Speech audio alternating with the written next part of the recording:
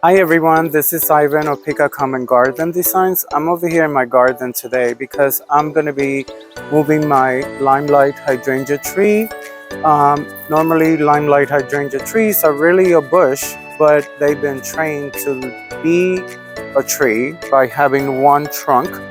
And so they call them a standard hydrangea. So this type of hydrangea is a paniculata.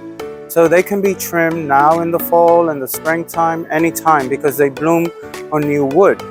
So you don't have to worry about cutting off the blooms for the following year, unlike the classic big leaf hydrangeas, which bloom on old wood. So you should never trim those after the month of August, really. So you should for the big leaf, you should trim off the blooms right after the blooms died off. But for the paniculatas, or limelight hydrangeas, you can trim off anytime and you will not be affecting the blooms. So what I already cut all the blooms off too, because it's going to make it easy to manage. So I was not able to show that process.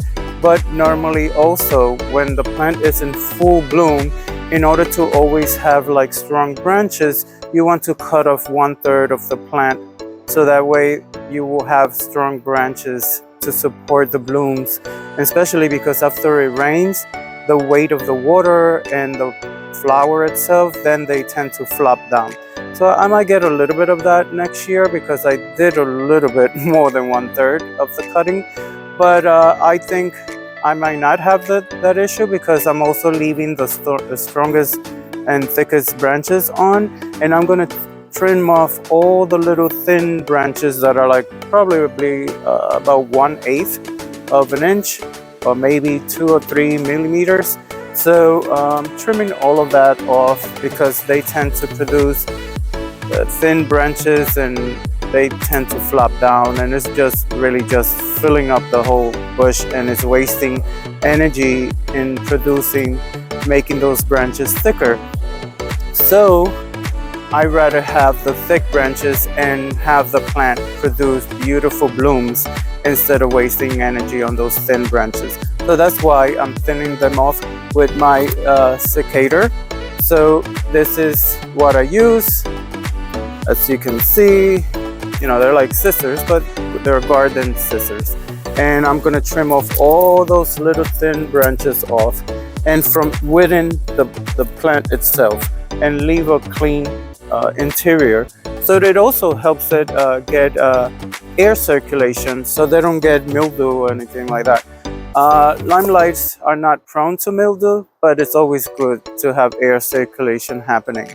So then when I move it, I'm going to move it over to behind this planter, but I'm moving this planter over to this side where I was standing. And so I wanted the tree to be centered to the fence panel.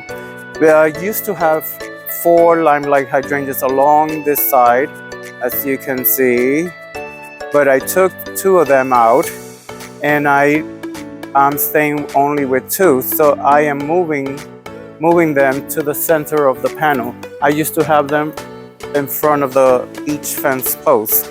So they got too big for the garden, and the flowers were like just joining each other, and it was looking kind of wild back here. And so I want a little bit of a cleaner look for next year, and that's why I'm doing the moving of the plant. Also, whenever you move a plant, you want to add peat moss and holly tone. Some people use plant tone, but I like to use holly tone really on everything, whether they like acidity or not. My plants and everybody's plant that I do tends to do good.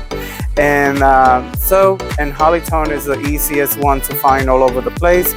Plant tone, you have to go to big garden centers to go and get it, or order it in Amazon, but that bag is pretty heavy.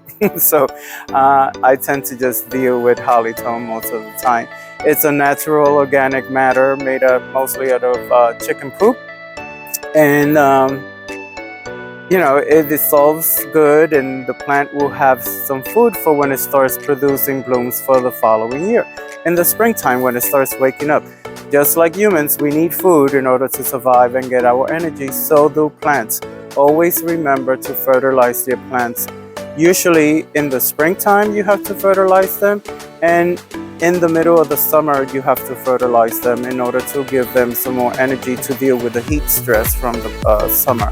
And then in the fall they start going dormant, so that's when you can do most of your transplanting and divisions. And so because the plant is going dormant, it tends to handle better the stress of doing and managing and messing up with its roots and everything.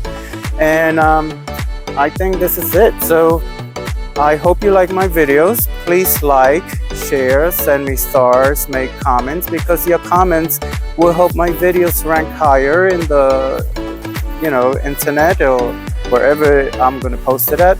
And also it gives us a chance to communicate. You can ask me questions. I will be free and willing to answer your questions that you may have about your own garden and plants. So thank you for your time. Remember to like and share and make comments. And this is all. Call Ivan for your next garden design project. And I hope you like my videos. Thank you. Bye-bye.